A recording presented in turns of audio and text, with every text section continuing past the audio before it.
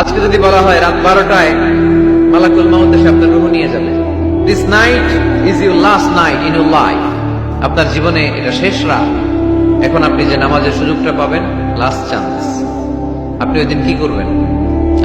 কত সুন্দর করে অজু বানাবেন, তাই না?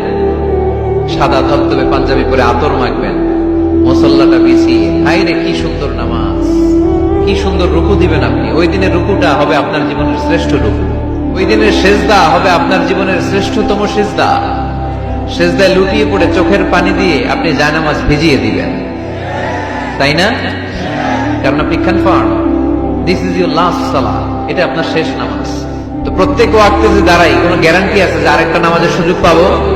তাহলে প্রতি ওয়াক্তেই আমরা এটা ভাবি না কেন যে এটা আমার জীবনের শেষ নামাজ হতে পারে? বিশ্বাসীরা যখন নামাজে দাঁড়ায় তারা ভাবে it could be my last and final সালাহ। চিল্লায় বলতে হবে ঠিক কিনা?